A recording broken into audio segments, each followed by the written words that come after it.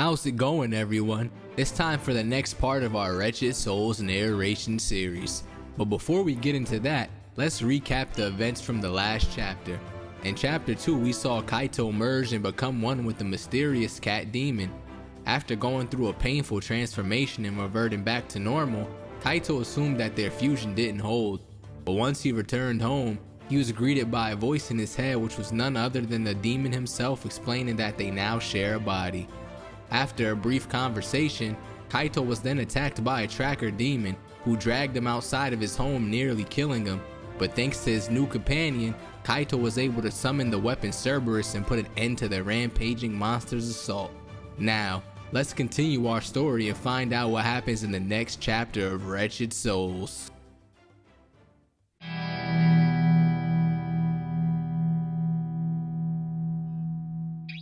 It's a brand new day, and Kaito is fast asleep until his alarm goes off. He slams down on his clock, putting an end to its ringing. After wiping the drool from his face, he becomes startled when he hears the words, "So you're finally awake?" "Geez, I'll never get used to that," he replies, remembering that his body is no longer just his. He then gets up to prepare for his day, brushing his teeth, washing his face, and putting on a fresh new outfit. As he makes his way downstairs, he notices that his mother is fast asleep. He pauses and then makes his way over to her, covering her with a blanket as he whispers, "Sleep tight, Mom." He gives one last glance before opening the door to his place and exiting, the sun now beaming down on his face. Now walking through Pico City, he begins questioning his small demon friend about last night's events.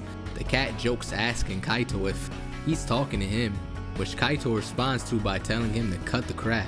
He nearly died last night and needs to know what the reasoning behind it was.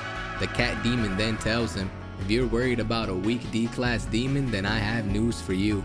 Kaito, confused by the new title, asks him, "Didn't you call it a tracker demon last night?" Our feline friend then begins explaining how classes works. He points out that the tracker demon Kaito fought was a D-class demon, also making note that the demon race is ranked into several classes based on their strengths and attributes.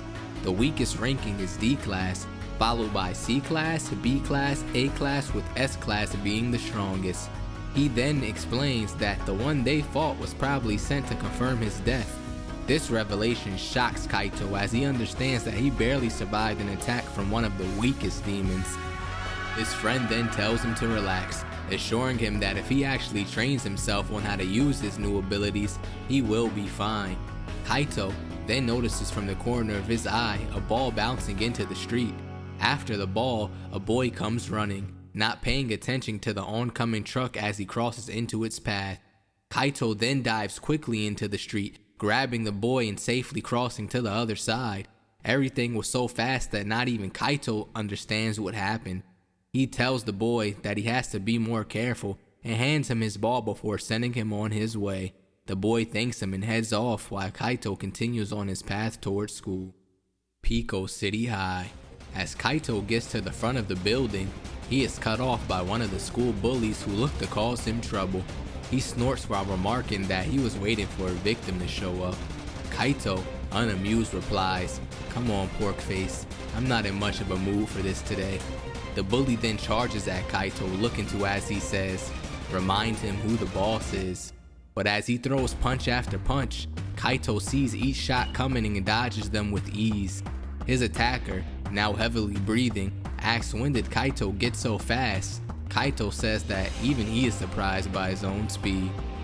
But his opponent won't give up and looks to continue his attack.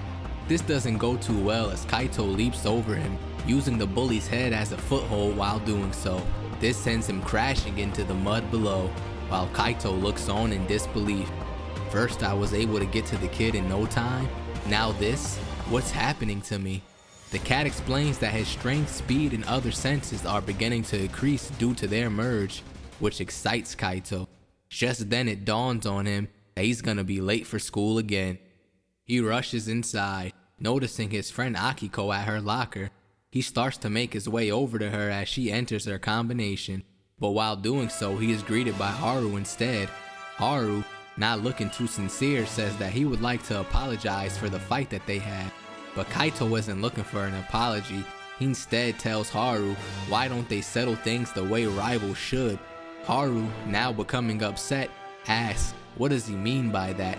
Kaito lays it all on the line, calling them out for a one-on-one match. A challenge has been issued. Former friends are slated to go head-to-head in the next chapter of Wretched Souls.